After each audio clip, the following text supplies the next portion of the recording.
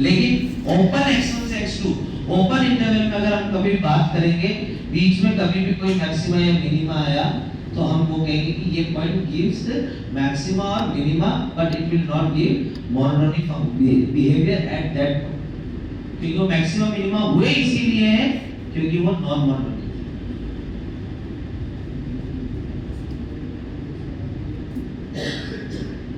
कोई दिक्कत नहीं, लेकिन इस पर भी एक कंस्ट्रेंट है। मॉड्यूल पे जाओगे तो बहुत सारी जगह ओपन मिलेगा, क्लोज भी मिलेगा, तो इसका मतलब ये हुआ क्लोज लगाते हो तो गलत नहीं है, लेकिन अगर ऑप्शन में क्लोज लगा के नहीं आया तो ये मत बोलना सर आपने तो ना क्लोज लगवाया था, मैंने नहीं कहा, मैं पहले ही क्लियर कर रहा हूँ। स्टैंडर्ड बुक्स में रेफर करोगे, कहीं पे भी आप है ना गूगल पे रेफर करोगे, गूगल में छोड़ो नेट मतलब अपनी जो फॉरेन राइटर्स की बुक है उसमें रेफर करोगे, आपको क्लोज इंटरवल मिलेगा ही मिलेगा, क्योंकि वो डोमेन का पार्ट तो है ही। लेकिन कुछ जगह अगर ऑप्शन में वो ओपन आ रहा है तो गलत नहीं है, क्लोज में आता है तो भी सही है और ओपन आता है तो वो गलत नहीं है। वो ये कहना चाह रहे होंगे कि -2 और 1 पर वो ग्राफ क्या दे रहा है, मैक्सिमा और मिनिमा दे रहा है, तो हमने उस पॉइंट को नहीं लिया। बाकी इस ओपन इंटरवल में वो हमेशा क्या दे रहा है, स्ट्रिक्टली इंक्रीजिंग फंक्शन। समझ में आ गई बात? इस डोमेन में तो इसमें तो ये तो मोनोटोनिक है ही ना, मोनोटोनिकली इंक्रीजिंग फंक्शन, ये डोमेन ही आपने रेस्ट्रिक्ट कर दी, डोमेन ही आपने रेस्ट्रिक्ट कर दी ना। माइनस इंफिनिटी से -2 में तो फंक्शन कंटीन्यूअस है और 1 से इंफिनिटी में भी फंक्शन कंटीन्यूअस है, तो ओवरऑल तो तुम बोल ही नहीं रहे हो ना, ओवरऑल बोलोगे तो नॉन मोनोटोनिक बोलोगे। तो sin x में भी तो यही बात आ गई बच्चा, -π/2 से π/2 अगर आपने बोल दिया तो स्ट्रिक्टली इंक्रीजिंग बोल रहे हो ना, π/2 से 3π/2 में बोल दिया तो स्ट्रिक्टली डिक्रीजिंग बोलोगे। लेकिन अगर आपने 0 से 2π बोल दिया या उसकी डोमेन में बात कर ली और रियल वैल्यूज पे, तो नहीं बोलोगे, आप बोलोगे नॉन मोनोटोनिक। अब बात आती है इस पर f(x) करते हैं, x e x 1 minus x 1 minus 2x plus e x 1 minus x e x 1 minus x x minus 2x square plus e x 1 minus x 2x square minus x minus 2। कोई दिक्कत नहीं आता? ex 1 minus x 2x plus 1 x minus 1।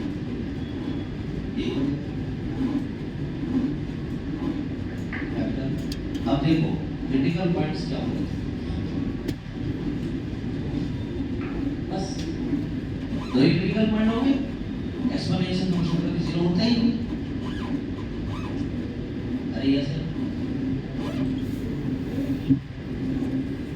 तो ये तो पूरा FX हमेशा strictly monotonic होता है, तो डोमेन में बात ही नहीं करनी है हमें। मैंने ये लाइन पहले लिखा थी कि मोनोटोनिक हमेशा अपने डोमेन में बात होगी, डोमेन में -2 से 1 है ही नहीं, तो हम हमेशा मोनोटोनिक बोल देंगे। फिर तो डिसकंटिन्यूटी हो या कंटिन्यूटी हो हम उसका मतलब ही नहीं।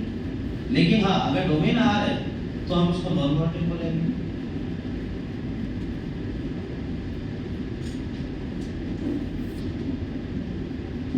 वन से बड़ी वैल्यू कुछ भी डालोगे, ओवरऑल वैल्यू क्या आएगी, नेगेटिव, पॉजिटिव, नेगेटिव, बाहर नेगेटिव इसमें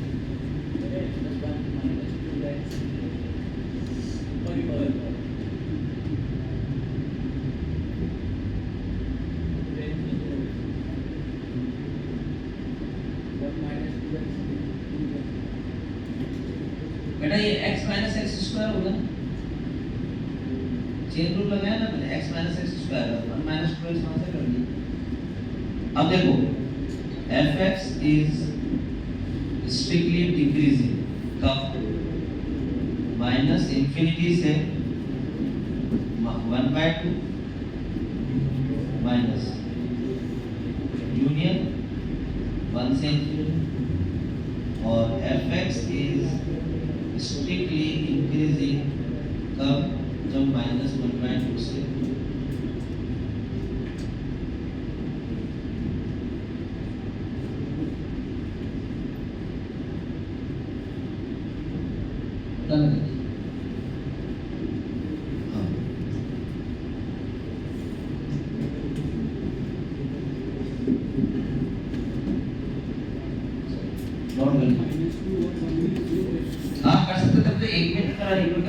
सकता कि दोनों चीज आपके सामने। हाँ, तो फिर वो मोनोटोनिसिटी एंड पॉइंट पर ही बात कर पाएगा।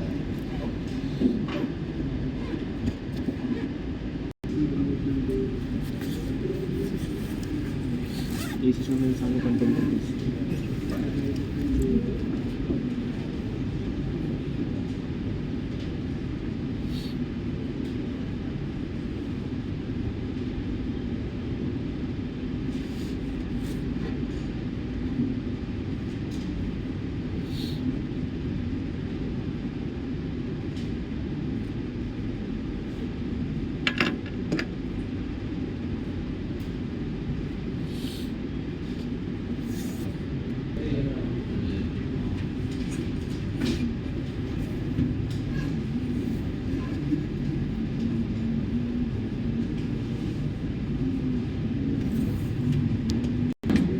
लेकिन न्यूटन लेबनीज रूल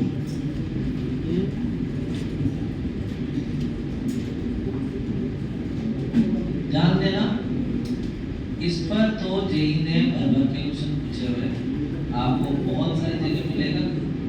ऐसे डायरेक्ट क्वेश्चन नहीं होता है इसका, इसका रूल है, ये इस्तेमाल किया जाएगा। बताता हूँ क्या रूल है, समझना। पहले आप इसको हेड डाल के जाओ। आपको मैंने कहा एक इंटीग्रेशन है एफ टी डी टी, मतलब इंटीग्रेशन किसकी टर्म्स में है? टी की टर्म्स में। इंटीग्रेशन किस टर्म में है? टी की।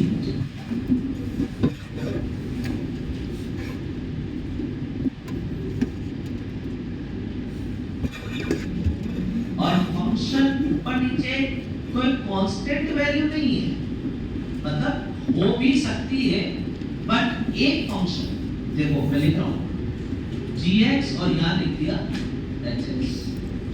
अब बहुत ध्यान से सुनना पूरी बात को, बहुत इजी टॉपिक है। ft dt t में या कुछ नहीं लिखाया, तू देख ले बेटा इधर। ft dt आपका एक इंटीग्रेशन हो रहा है, तो आप एक बार बताओ, जब आप t के रेस्पेक्ट में t का ही इंटीग्रेशन कर रहे हो f ऑफ t का, तो इंटीग्रेशन के बाद रिजल्ट जो आएगा वो किस टर्म्स में आएगा? t की टर्म्स में आएगा। और अगर अपर लिमिट लोअर लिमिट अगर उसमें डालोगे, डेफिनेट इंटीग्रेशन है, तो अपर लिमिट लोअर लिमिट डालोगे तो वो इंटीग्रेशन होने के बाद, लिमिट डालने के बाद फंक्शन किस में बन जाएगा? x। किस में बन जाएगा? x। बात समझ में आ रही है मैं क्या कहना चाह रहा हूँ? रिपीट कर रहा हूँ, ये फंक्शन है t में ft dt, ये ft कहलाता है इंटीग्रेशन के अंदर इंटीग्रैंड। क्या कहलाता है? इंटीग्रैंड। ये वाला पार्ट उसको हमने इंटीग्रेट किया किसके रेस्पेक्ट में? t के रेस्पेक्ट में, तो इसका इंटीग्रेशन अलाउ हो जाएगा। उसके बाद आपको अपर लिमिट लोअर लिमिट डालोगे तो एक फंक्शन मिलेगा, एक एक्सप्रेशन आएगा। किस टर्म में आएगा? x की टर्म में। किस टर्म में आएगा? x की टर्म में। अब मेरा रूल ये कहता है, मेरा क्वेश्चन की नीड ये है कि जो एक्सप्रेशन आए मैं उसको डिफरेंशिएट करूं किसके रेस्पेक्ट में? x के रेस्पेक्ट में, तभी तो कर पाऊंगा। तो सर क्या हमें इंटीग्रेट करना पड़ेगा? नहीं, इंटीग्रेट नहीं करना है, इसीलिए हमें ये पढ़ना है कि हम इंटीग्रेट नहीं करना चाहते। हम इंटीग्रेशन करें, फिर उसके बाद लिमिट डालें, फिर उसके बाद उसको डिफरेंशिएट करें। ये तो बहुत बड़ा कैलकुलेटिव पार्ट हो गया।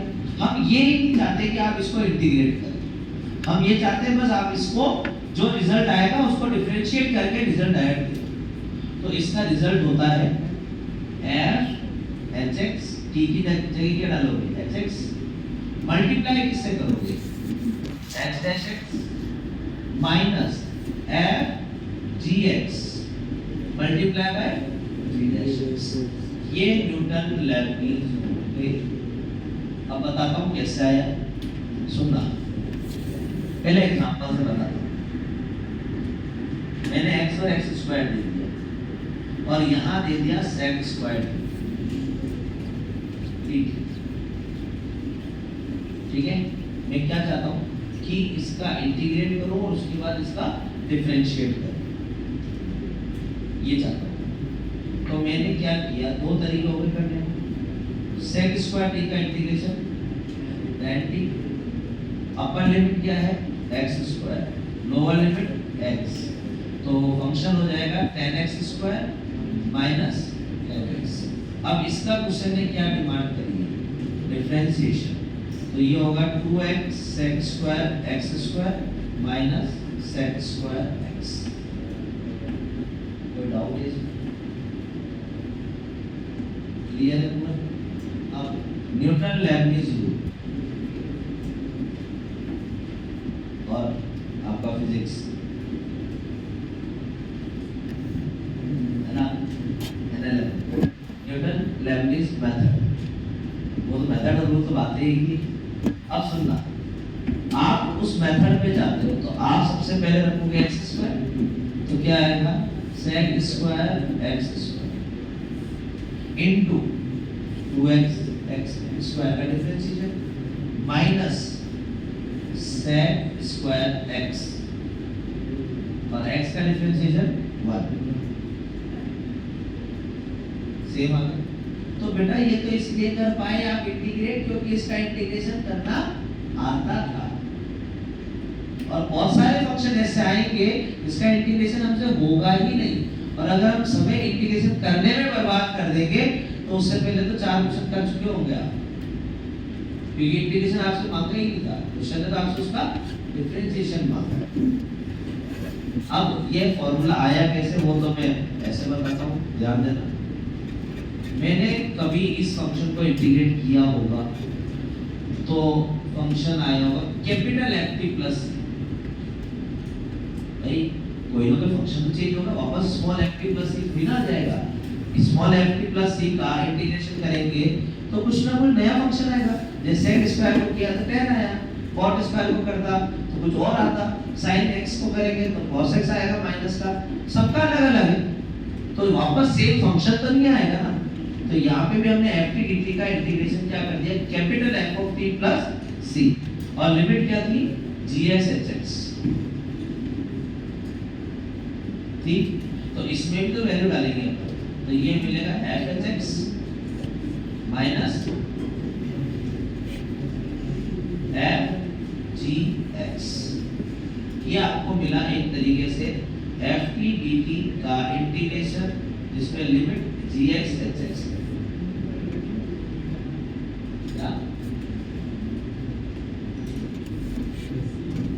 ये तो कैंसिल आउट हो गया ना, f of hx plus c minus f of gx plus c, बीच में माइनस है तो क्या कांस्टेंट, ये कांस्टेंट ऑफ इंटीग्रेशन चला गया।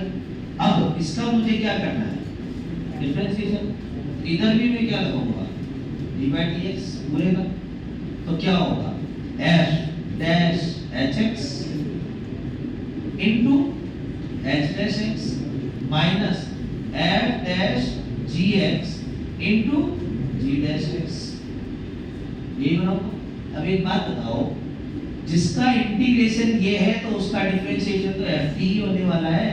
sec² t का इंटीग्रेशन tan t है तो tan t का डिफरेंशिएशन क्या होगा, sec² t तो होगा, तो f कैपिटल F और t क्या आ जाएगा स्मॉल f अंदर ब्रैकेट में hx into h dash x minus f gx into g dash x, ये हो समझ में आ गई। तो proof is not more important, हमारे लिए इम्पोर्टेंट है ये,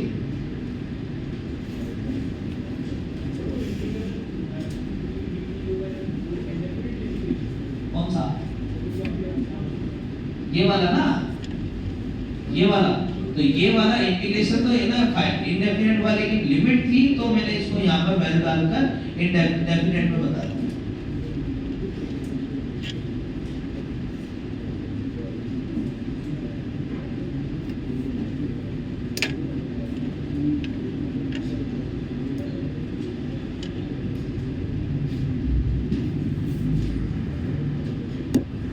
fx is increasing or decreasing, find the interval in which fx is increasing or decreasing।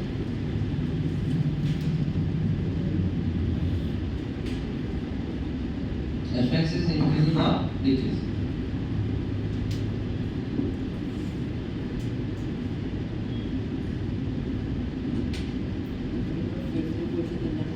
फिर से वाला क्वेश्चन क्या एग्जांपल क्या समझना था, कौन सा वाला? पहले इंटीग्रेशन पहले वाले पार्ट में हमने इंटीग्रेट किया, उससे सॉल्व किया। sec स्क्वायर डी का tan t डेफिनेट है, x और x स्क्वायर, तो x और x स्क्वायर लिख दिया, लिमिट लगा दिया, ये आया tan x square minus tan x। अब उसका कर दिया डिफरेंशिएशन, तो sec स्क्वायर x स्क्वायर का 2x, समझ गया? और दूसरे वाले में हमने LHS का यूज किया। Find the interval in which function is increasing और डिक्रीजिंग। फंक्शन लिखो,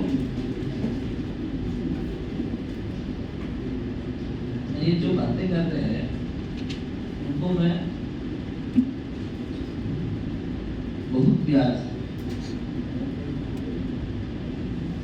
बाहर निकालता हूँ।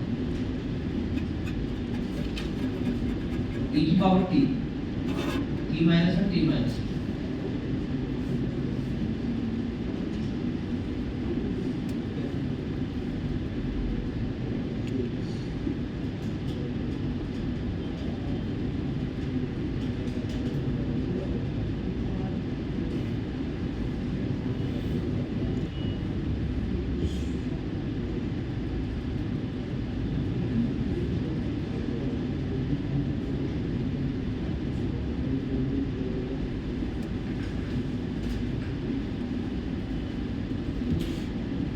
चलिए ध्यान देना, एक बार मैं कर रहा हूँ फिर आप लोग करेंगे।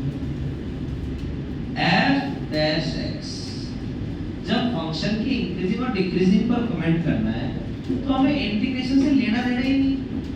हम क्यों करेंगे e की पावर t माइनस और t माइनस 2 का इंटीग्रेशन? वो हमारा समय पर होगा कि नहीं, पहली बात। और अगर करने की सोच ली तो सोचते रह जाओगे।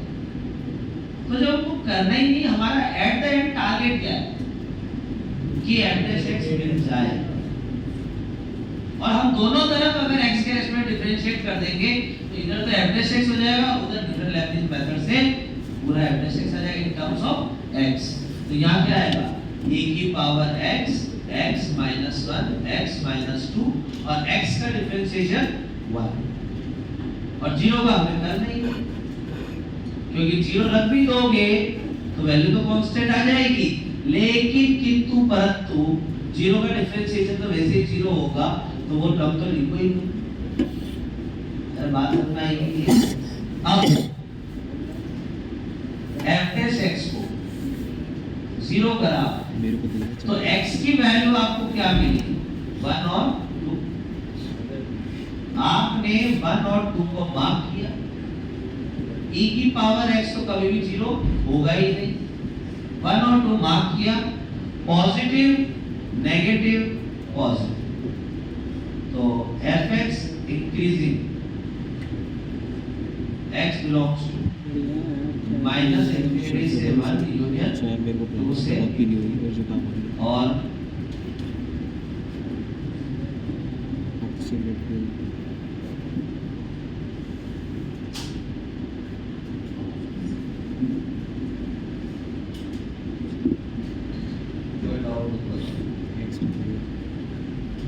अब देखो एक छोटा सा एग्जांपल और देखो।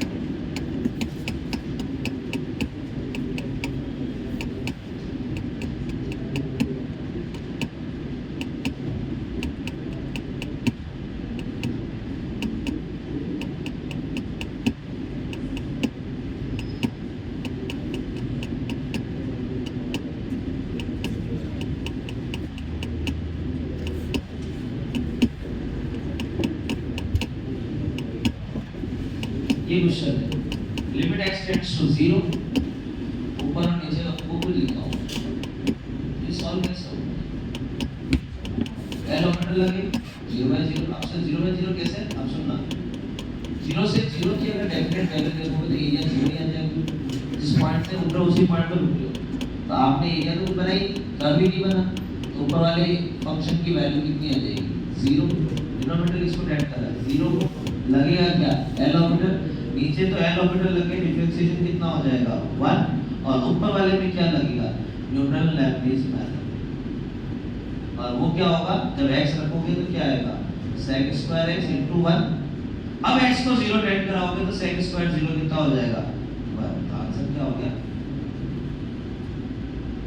तो तो न्यूटन लैबनिज का ये नहीं कि आज पढ़ा था आज ही काम है, हम पहले भी ले सकते थे, लेकिन मॉड्यूल में कोई क्वेश्चन नहीं है आपके एनएलएम का, किसमें लिमिट के अंदर, इस वजह से मैंने वहां नहीं पढ़ाया था। पहले मैं भी लिमिट में पढ़ा के फ्री हो जाता था, 2 टॉपिक लिमिट से हटा के मैंने जहां वो पढ़ाने वहीं पर पढ़ाऊंगा, बाकी एनएलएम में पहले ही पढ़ा देता था, क्योंकि ये लिमिट में भी क्वेश्चन है। अब आपको मिल जाएंगे क्वेश्चन, क्यों? क्योंकि अब आपने एनएलएम पढ़ लिया, ऊपर नीचे डिफरेंशिएट आप कर सकते। समझ में आ गया? अब देखो अगला क्वेश्चन देखो,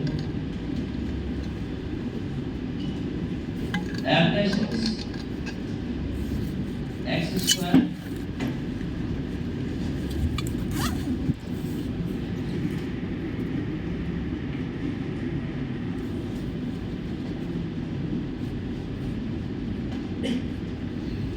ये f dash से डायरेक्ट भी लिया, और डायरेक्ट हमें क्रिटिकल पॉइंट मिल गए क्या? 0 1 2 -1।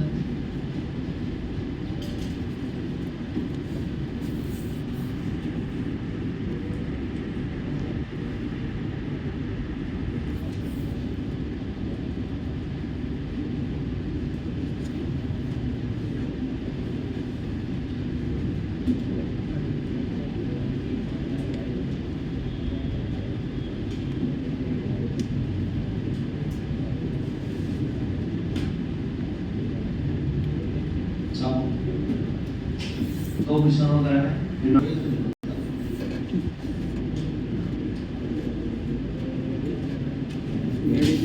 सर मतलब डेट वही तो कम है ना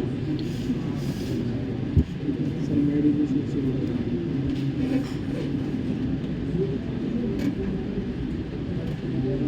मैंने एक मेरे क्लास के दोस्त ये कर सकते थे सर के सर मेरी फोटो खींची बेच में फोटो खिंचाई थी मैंने उसका भाई क्या वीडियो देखा तो हंसा से पागल हो गया उस फोटो देख के। सर को मैंने 12वीं वाली ड्रेस पहना दी थी तो घर में किसी को दिखाओ नहीं, पहले पता था यही टीचर निकलेगा मेरा। बातें कर रहा है, जैसे बाद में बात करेंगे, पहले वो इधर बात करेंगे।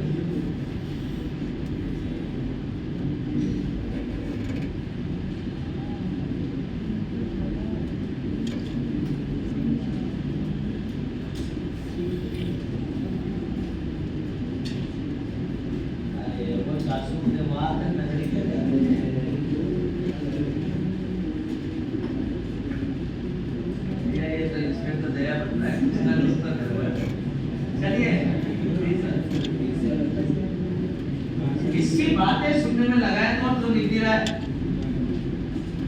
अगर ये लगा दे दो जब कोई देख ही नहीं रहा, 200 में चलता है, मैं बात पर प्रॉब्लम हो जाएगी। क्यों क्या तो कैमरे बंद करा तो मैं बताता हूँ, मतलब कहीं सब कुछ छोड़ो, बाकी तो मैं सुन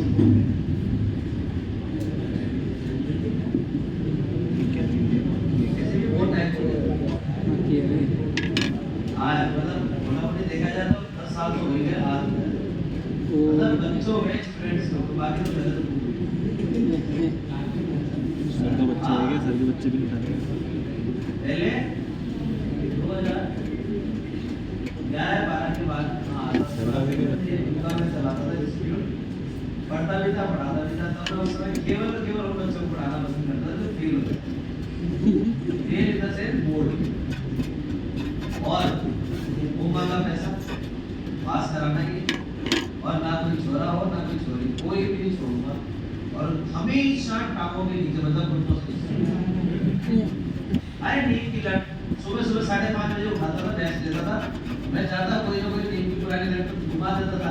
टेंशन इसलिए नहीं थी क्योंकि उस मकान के जस्ट पास में नीम का पेड़ था, रोज नींद टूट जाती थी, और बस यही है जो मेरे से आज है कि भैया होमवर्क करके आया करो। और पहले ये होता था, बोरिस को तो मैं रात को अपने घर रखता था और मैं सोता था और उनको होमवर्क दे के, और होमवर्क भी इतना दे के सोता था कि मैं सुबह उठ जाऊंगा तब तक उनका नहीं होगा, और बीच में मैं ये और के सोता था। और क्या होता है ना, जैसे 5-6 लड़के वो रूम में है उस समय, तो होता है ना कि तुम नहीं कर रहा ना, सब उठा देता हूँ, तो उस चक्कर में कोई ना कोई तो उठा ही देता था। तो बेटा जो काम लिया है वो तो करना ही है ना। नींद क्या करेगी? नींद क्या करेगी? नींद ही निकालना तो कोई घर भी नहीं बुलाता ना। एक एक दिन में पूरा पूरा चैप्टर कराता था, रात रात में बिठा बिठा, और पास हमेशा करा। नहीं हुआ तो फेल हुआ तो कोई बात नहीं, वैसे ही नहीं हुआ, लेकिन आज तक करियर टचवुड ऐसा हुआ है। और जो मांगा वो दिया। आज तक ऐसा ही कोई नहीं मिला जिसने बस ये बहुत ज्यादा ले लिया। लेकिन उसके बाद ठीक है, वो जनरेशन चेंज, फिर बोर्ड ने इतना चीजें फ्लेक्सिबल कर दिया कि फेल तो बहुत कम हो रहे हैं, 12th और 10th में बहुत कम हो रहे हैं। और फिर नया OS और आ गया ओपन, फेल हो जाए तो ओपन दे दो। बच्चा ना मतलब बोर्ड को इतना सीरियस नहीं लिया। हाँ, तुम लोगों के साथ सीरियसनेस ज्यादा है बोर्ड को लेकर, क्योंकि तुम्हें जेई के लिए देख रहे हो। उनका तो टारगेट ही नहीं था ना जेई सब, उनका टारगेट ही केवल बोर्ड था, क्योंकि एक बार फेल हो चुके। तो इतना मजा आता था, कोई खौफ था मतलब कि भैया आज सही हो गया होमवर्क। और आज की तारीख में हमें डर लगता है कि गुस्से में कंट्रोल कर लो, नहीं तो सुताई करके तो हमारी हो जाएगी। मतलब बराबर हिसाब आज ही हो जाएगा हमारा, तो बेकार है ना काम। उससे बढ़िया तो चलो ठीक है, तुम्हारे तुम भी जिंदगी जियो, आप भी बिजी रहे। ये किसका नारा था? जियो जीना। ये नारा किसने दिया था? जियो जीना। बोले था आप ये मैं दिए।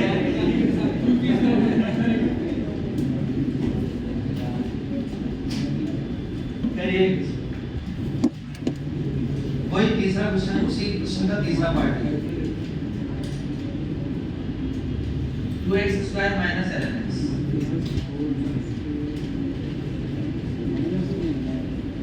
झूठी कर दिया बेटा, लक्ष्य को तो अंधकार में रहता है, और तो गलती से आपने जाकर वो सराय की दुकान में बेटा सही बता रहा, सूदी दूंगा तो आपको कोई टेबल इतना सेंटेंस में तो आया ही नहीं बाबू।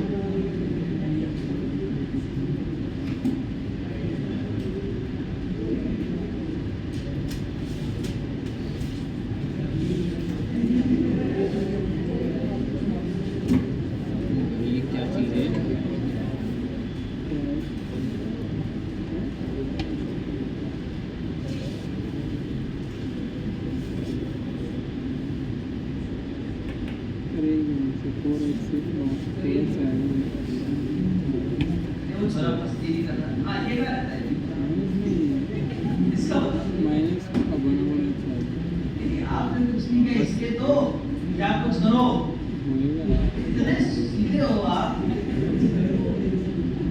आते हो जाते हो 2 घंटे तक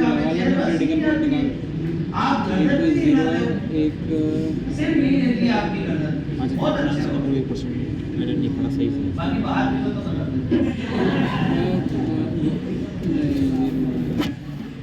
चलिए बनाओ आप।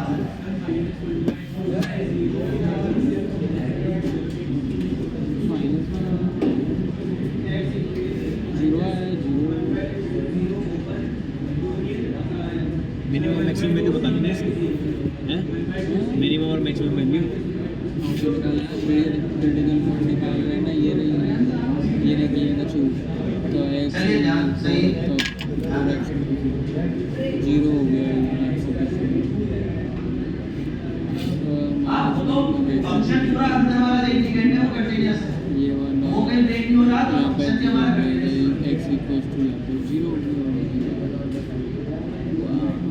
हाँ, अरे सबका आ गया आंसर,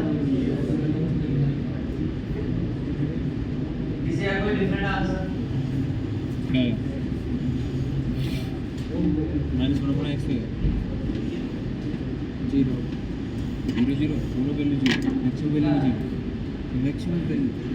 मैक्सिमम वैल्यू इन्फिनिटी होगी।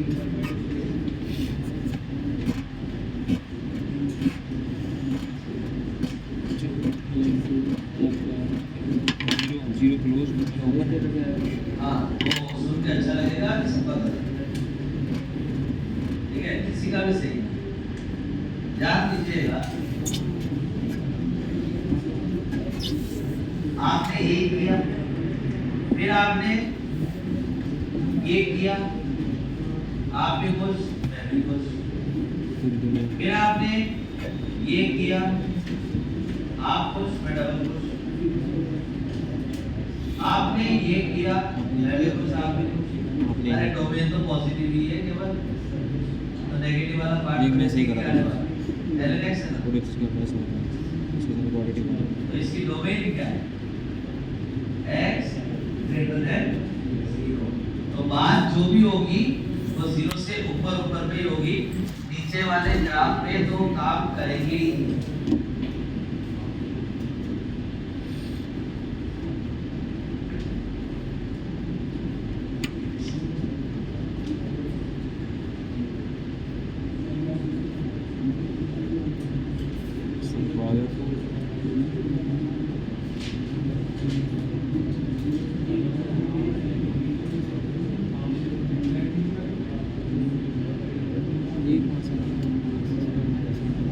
भाई माइनस तो fx is increasing,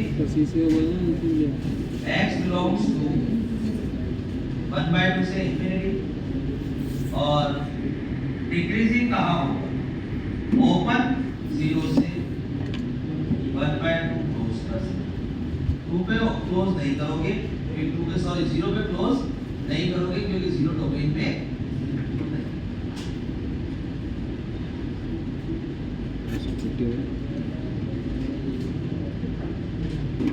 अगला क्वेश्चन, 14 क्वेश्चन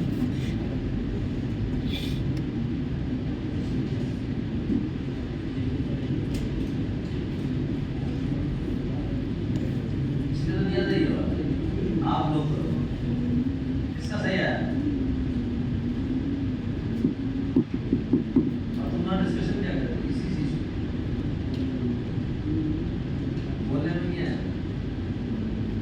पता था आप लोग डिस्कशन ये कर रहे हो, डोमेन तो देखनी पड़ेगी।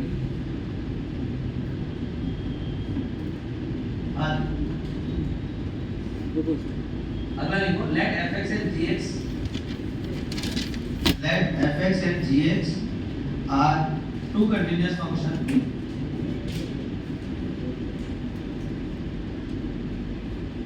let fx and gx are two continuous function defined from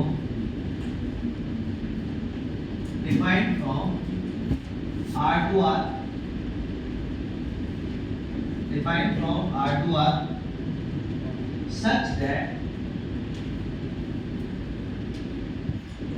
fx1 is greater than fx2 and gx1 is less than gx2 for all x1 is greater than x2.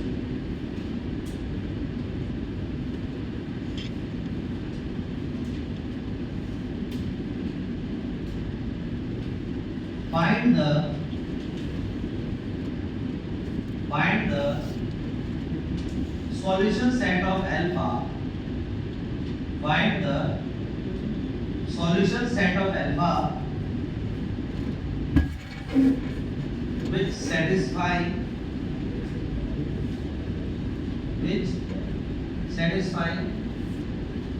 f of g of alpha square minus 2 alpha is greater than f of g of 3 alpha minus। आपके IT के question में भी आया था, last question था वो integer type का, वो यही था। उस समय वो बोनस हुआ था, उसका कारण भी बताता हूँ, और उस समय वो पेपर में बहुत सारे क्वेश्चन थे जो out of the coverage area हो। सुनना पहली बात तो क्वेश्चन ने ये बोला है कंटीन्यूअस फंक्शन, ये कंटीन्यूअस है, दोनों फंक्शन कंटीन्यूअस बोला। अब बेटा ध्यान से सुनना, जब ये कंडीशन हुई और ये कंडीशन उस समय चल रही है, तो आपने f को क्या कमेंट करा? इंक्रीजिंग, और g पर क्या कमेंट करा? डिक्रीजिंग। वो क्यों कर पा रहे हो? क्यों किया आपने? क्योंकि x1 हमेशा x2 से बड़ा है। मतलब पूरी डोमेन R to R में अगर आपने बात करी तो आपने x1 और x2 कुछ लिया होगा, उस पॉइंट से x1 से x2 के बीच में आप हमेशा x1 को बड़ा बोलोगे x2 से और fx1 fx2 से और gx1 gx2 से रिलेशन आपको दिया हुआ है, उसमें आपको अल्फा की वैल्यू निकालनी। मतलब ये हुआ कि फंक्शन पूरा ही डोमेन में हमेशा इंक्रीजिंग हो रहा है, क्योंकि x1 और x2 आप कुछ भी ले सकते हो, ये थोड़ी कि जो मैं बोलूंगा वही लेना है। अगर मुझे ये कहना होता तो फिर मैं r टू r डिफाइन ना करके x1, x2 से डिफाइन कर देता। अगर मैं डोमेन को रेस्ट्रिक्ट कर देता तब तो बात अलग हो जाती। मैंने जब डोमेन ही r टू r दिया हुआ है, मतलब f हमेशा स्ट्रिक्टली इंक्रीजिंग फंक्शन है और gx हमेशा स्ट्रिक्टली डिक्रीजिंग फंक्शन है। एग्जांपल दो ना अच्छा सा, fx ले लो e की पावर x हमेशा इंक्रीजिंग और gx ले लो cot x हमेशा इंक्रीजिंग। उस तरीके का ये फंक्शन है, उसमें आपको अल्फा की ये कंडीशन दी है और आपको वैल्यू निकालनी है। तो सब अरे भाई इसको जाने दो यार। अच्छा हाँ मेरे फोन बहुत इम्पोर्टेंट है, पहले भी फोन ही आया था। f of g alpha square minus 2 alpha, ध्यान दीजिए जब फंक्शन इंक्रीजिंग है तो ये अंदर वाला मटेरियल सेम टू सेम ही रहेगा, मतलब g alpha square minus 2 alpha g 3 alpha minus 4। क्या कोई गलती बात, कोई गलत बात? क्योंकि x1 और x2 बड़ा है, x1 x2 से बड़ा, fx1 fx2 से बड़ा, तो इसका मतलब f के अंदर का मटेरियल तो हमेशा बड़ा ही होगा, इधर वाला बड़ा होगा। अगर इनइक्वालिटी का साइन इधर होता तो f हटाता तो मैं यही इनइक्वालिटी वापस लगाता, क्योंकि f में तो हमेशा फंक्शन क्या है, इंक्रीजिंग है। अब g के लिए क्या करोगे, g के लिए क्या करोगे, इनइक्वालिटी को रिवर्स।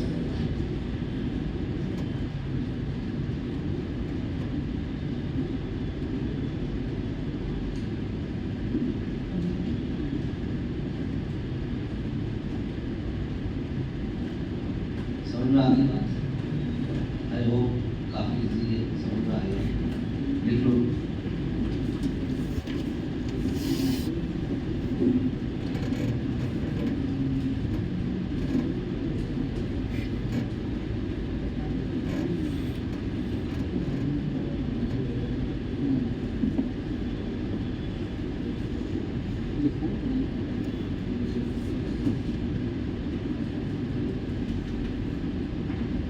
देखिए पूर्ण में देखिए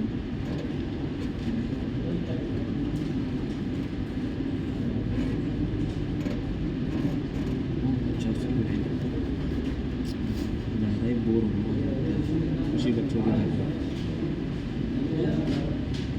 ज़्यादा ही बोर होता है, तो लगता है खुशी बच्चे थी।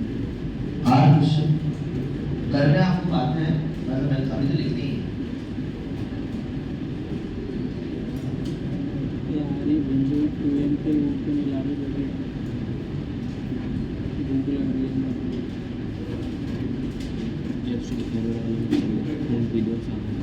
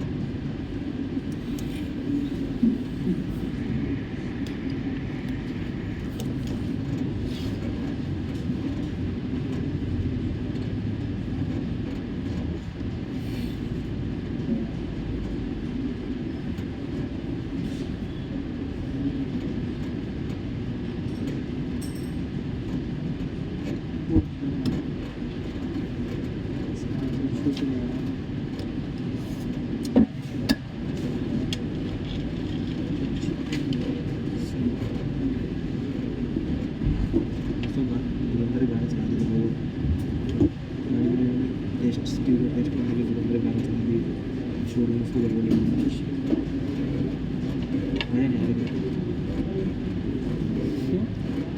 इसलिए सिस्टम और कुछ बढ़िया बाहर से अच्छा वाला डिफॉल्ट डिस्प्ले बाहर से बढ़िया सिस्टम बॉम्बे सेटिंग पूछ रही है, बड़ा सिस्टम एम्पलीफायर के साथ, फ्लेक्स एम्पलीफायर से घर अच्छी साउंड निकालता है।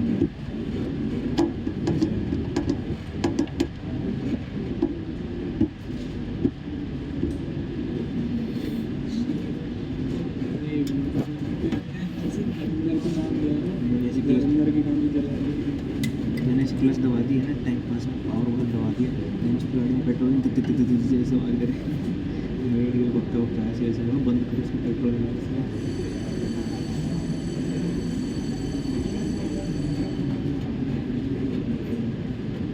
एक रील लगती मैं देखा हूँ अगर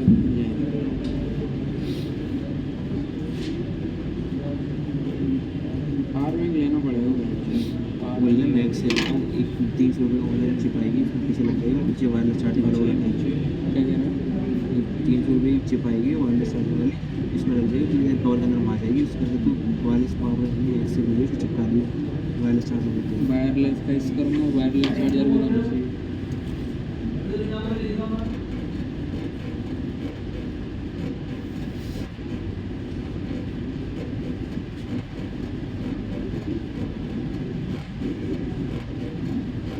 जब चार्जर मिलेंगे भी तो होगा बाकी बस।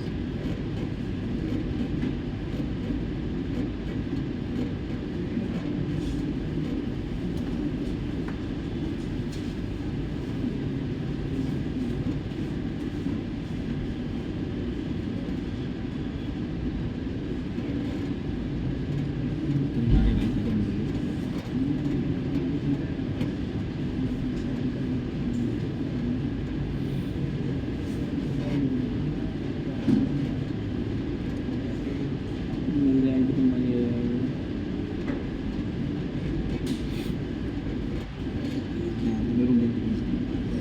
तो ढूंढने को ढूंढ हाँ तो ये भी तो देखा ना और होगा।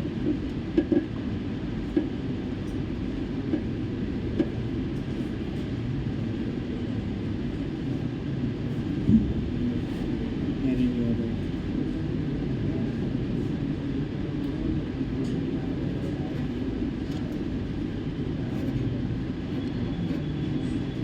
मोदी 100 गुना मोदी जी 100 गुना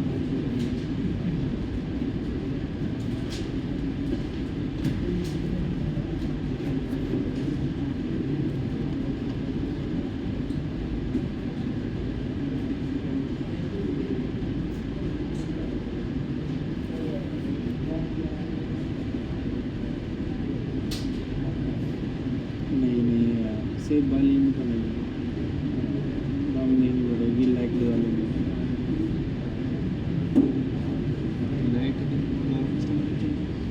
मैंने करी नहीं बेसिक गाड़ी स्टोरेज की कंपनी में तो उसमें 1 के 3 पार्ट थे, टोटल 8 हो गए। तो ये 6 क्वेश्चन आपको करके आना है अगली क्लास में।